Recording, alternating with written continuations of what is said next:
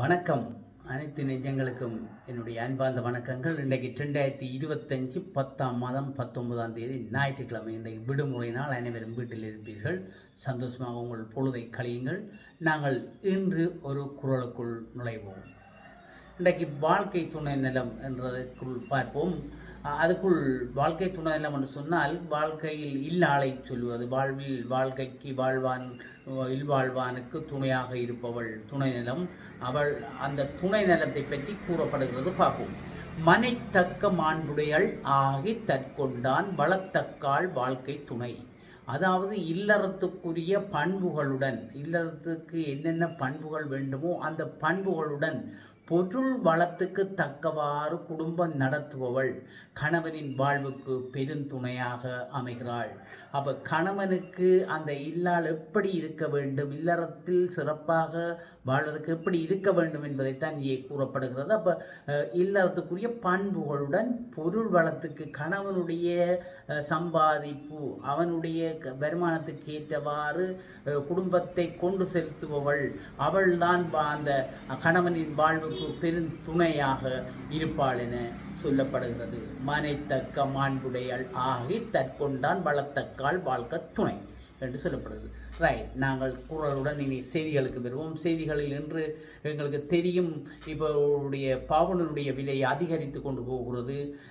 நினைக்கிறேன் கிட்டமுட்ட 4 லட்சத்துக்கு வந்து நேற்று ஒரு மகிழ்ச்சியாக 20,000 சடீராக குறைந்ததாக தெரிவிக்கப்பட்டது. அது எவ்வாறு எந்த அளவுக்கு அது நீடிக்கும் என்பது தெரியவில்லை. அடுத்தது இப்போ என்னென்னு சொன்னால், இந்த பவுனுக்கு நகைகளுக்குரிய வரிகள் அதிகமாக இருப்பதனால்தான் இந்த நகைக்குரிய பவுனுக்குரிய விலைகள் அதிகரிப்பதாக பவுன் நகை வர்த்தகர்கள் கூறியிருக்கிறார்கள் என்று சொல்லப்படுகிறது. நுவரெலியாவிலேயே வர்த்தகர்கள் அவர்கள் அரசாங்கத்தை இதற்குரிய இந்த நகை பவுனுக்குரிய வரியை குறைக்குமாறு கேட்டுக்கொண்டிருக்கிறார்கள். தற்போது பவுனுக்குரிய வரி 15% இருக்கிறதாகவும் இந்த 15%ஐ 5% குறைக்கும்படி கேட்டுக்கொண்டிருக்கிறார்கள். அந்த 5% குறைக்கப்பட்டால், அரசினால் 5% குறைக்கப்பட்டால் பவுனின் விலை சரியும் என எதிர்பார்க்கப்படுகிறது. ஆகையினால் பவுன் வாங்குபவர்களுக்கு மகிழ்ச்சியான செய்தியாக இருக்கும். ஆனால் வரி குறைக்கப்பட வேண்டும். குறைத்தால் பார்ப்போம். ரைட், அடுத்தது நாங்கள் எங்களுடைய செவ்வந்தியை பற்றி இனி கதைகள் தொடர்ந்து கொண்டே இருக்கும். செய்திகள் எல்லாம் இணையதளங்களிலே அதை பற்றித்தான் வந்து கொண்டிருக்கும். ஏனென்று சொன்னால், செவ்வந்திக்கு என்னுடைய அந்த குழுவுக்கு விசாரணைகள் நடைபெற்று கொண்டிருக்கிறது. அந்த விசாரணைகள் நடைபெற்று கொண்டிருக்கும் போது ஒவ்வொரு நாளும் ஒவ்வொரு விஷயம் வந்து கொண்டிருக்கு. நேற்று நாங்கள் போனோன்னு சொல்லி எங்கேயோ கொண்டு போனோன்னு சொல்லி அந்த செவ்வந்தி குழுவுக்கு இப்பொழுது நீதிமன்றம் 90 நாட்கள் விசாரணையில் வைத்து விசாரிக்கும்படி உத்தரவிட்டிருக்கிறது. அப்போ 90 நாட்கள் நிலை என்ன, 3 மாதம் அவர்கள் என்ன பாடுபட போகிறார்கள் என்று என்னென்றே தெரியவில்லை.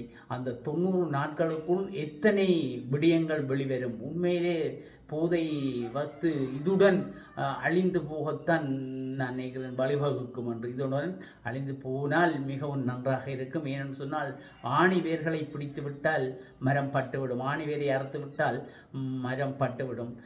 ஆகையினால் பக்க வேர்களை அழிப்பது சுலபமாக இருக்கும். ஆகையினாலே எந்த அளவுக்கு இந்த விசாரணைகள் போகிறது என்று பார்ப்போம். இப்போ நேற்றையாம் விசாரணையில் திடீரென ஒரு மாற்றம் என்னென்னு சொன்னால், செவ்வந்தியை பற்றிய விவரங்கள் தெரியாமல் இருக்கின்றது. யாருடன் போனார், யாரிடம் வந்தார் தெரியாமல் இருக்கின்ற அந்த நேரத்திலே விசாரணை மூலம் செவ்வந்தி மண்ணுக்குள் புதைத்து வைக்கப்பட்ட அந்த தன்னுடைய தொலைபேசி இருக்கும் இடத்தை கூறியிருக்கிறார். அந்த கூறின பிற்பாடு செவ்வந்தியை அழைத்து, அதுதான் நீ சொன்னேன், அந்த ரோபோவுடைய வேஷம் மாதிரி போட்டு கொண்டு போனார்கள். கொண்டு போய் அவர்கள் அந்த தொலைபேசியை கண்டெடுத்திருக்கிறார்கள். அப்போ தொலைபேசியை எடுத்து விட்டால் இனி யார் கதைத்தது, யாருடன் கதைத்தது, என்ன கதைத்தது, எவ்வாறு கதைத்தது, எங்கே ஒழித்தது, எங்கே ஒழிக்கையில், யாருடன் சேர்ந்தது, யாருடன் சேரல, முழுக்க அம்பலமாகிறதுக்கான வாய்ப்புகள் இருக்குது. பார்ப்போம். இப்போ அது எந்த அளவில் போதும் தெரியல. எங்களுடைய ஹீரோ இருக்கிறதான் எங்களுடைய நாட்டின் இப்போ தற்போதைய செயல் வீரன் என எல்லாரும் போற்றப்படுகிற, எல்லாராலும் போற்றுகிற ஹீரோ இப்போ டக்குன்னு எங்களுக்கு எல்லாருக்கும் தெரிஞ்சிருக்குமாறு அவர் தான் எங்களுடைய அதிகாரி ரொகான் ஒலுகலை. இப்போ இவர் தான் இந்த வெளிநாடுகளில் இருக்கிற குற்றவாளிகளை வெளிநாடுகளுக்கு சென்று அவர்களை திறம்பட கைது செய்து அவர்களை நாட்டுக்கு கொண்டு வந்து விசாரணைகளில் ஈடுபட்டு அந்த விசாரணைகள் மூலமாக தீர்வுகளை எட்டி கொண்டிருக்கிற ஒரு சிறந்த ஒரு நேர்மையான ஒரு செயல் வீரனாக எங்களுடைய ரொகான் ஒலுகல அவர்கள் தென்பட்டு கொண்டிருக்கிறார். அவருடைய அந்த அந்த அந்த அந்த அவருடைய கடமை சிறப்பாக அமைய நாங்களும் இறைவனை வேண்டிக் கொள்கின்றோம். இவர் இப்போ ஆங்கில பத்திரிகைக்கு பேட்டி கொடுத்திருப்பதாக தமிழடியானுடைய செய்திகளில் தெரிவித்திருந்தார். அவர் பேட்டிகள் கொடுக்கின்ற போது அவர் இந்த குழுவை இந்த செவந்தியினுடைய குழுவை நேபாளத்துக்கு சென்று கைது செய்வது 1-2 நாட்களில் தாங்கள் இது கலந்துரையாடி செய்யவில்லை. இது 3-4 மாதத்துக்கு முன்பாக 3 மாதங்கள் கிட்டத்தட்ட 3 மாதங்களுக்கு இது செய்யப்பட்ட ஒரு நடவடிக்கையாகத்தான் அவர் சொல்லுகிறார். அப்போ இதில் சிறப்பு என்னன்னு சொன்னால் இதில் நேரடி தலையிட்டிருக்கிறார், வழிகாட்டியாக இருந்திருக்கிறது என்ற ஜனாதிபதி அவர்கள். ஜனாதிபதி என்ற திசாநாயக்க தான் இதில் நேரடியாக இறங்கி இருக்கிறார்.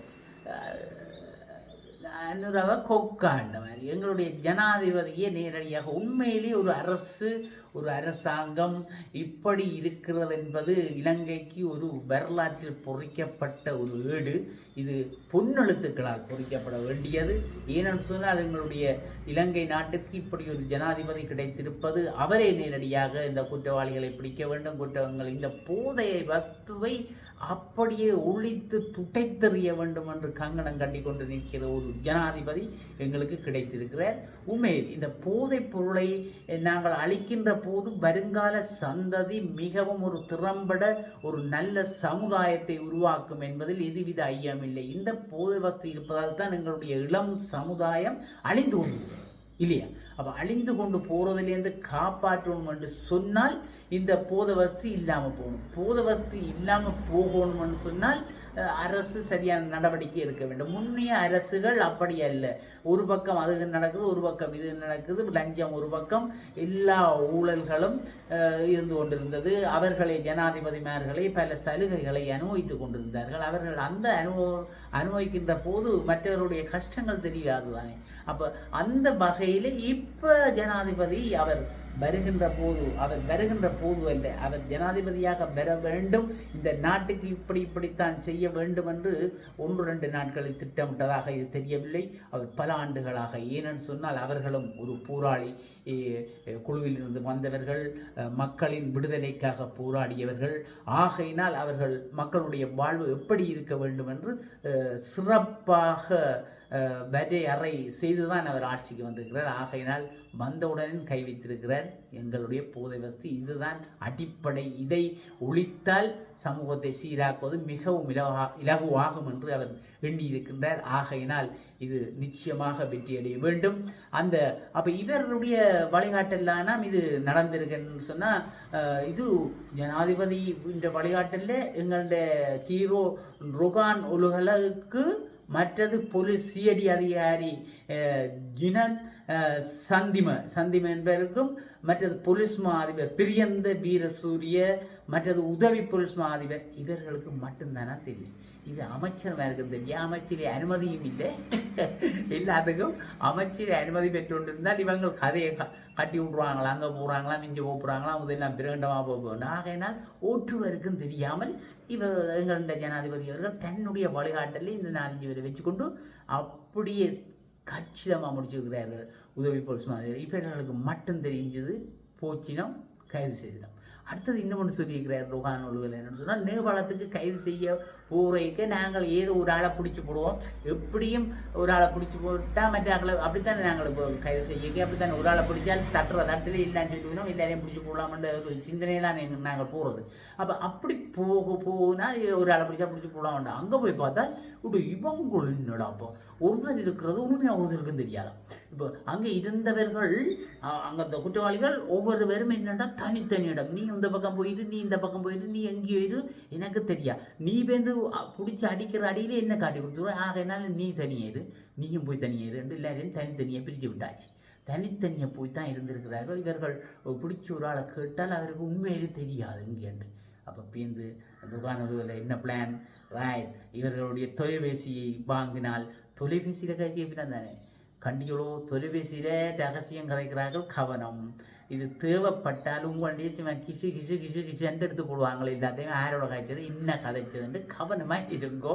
ஆகையினால இப்போ தொலைபேசியில் கதைச்சதுன்னு சொல்லி இந்த தாங்க ஒரு தொலைபேசியை தாங்கன்னு சொன்னால் இந்த அவனை தாங்கன்னு போட்டு தட்டி பார்த்தால் யாரோட காய்ச்சது இங்கே இப்போ செவந்தி.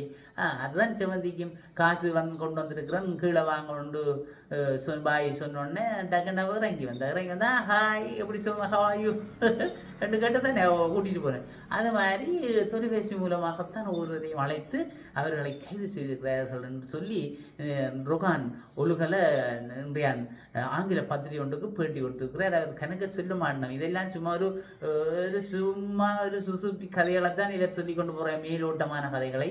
இதன் ரகசியங்கள் இதன் அடித்தளங்கள் எங்களுக்கு தெரியாது. இவ்வளவு அமைச்சர் மாதிரி இவ்வளவு பேர் இருந்தே ஒன்றும் தெரியாமல் ரகசியமாக ஜனாதிபதி தன் வழிகாட்டல் நைஸ் இருந்தோண்டு தான் நாட்டில் இருக்கிற மாதிரியே கண்டிக்கொண்டு தன் வழிகாட்டலில் அனுப்பியிருக்கிறார். எப்படி அப்படி தான் திட்டம். உண்மையை தலைமைத்துவத்தின் சிறப்பு என்பது அதுதான். ஆகையினால் எங்களுடைய நாடு வளம் பெறும், இந்த போதை வஸ்துவிலிருந்து விலகும் என்ற ஒரு நம்பிக்கையுடன் உங்களிடமிருந்து நான் விடைபெற்றுக் கொள்கிறேன். நன்றி, வணக்கம்.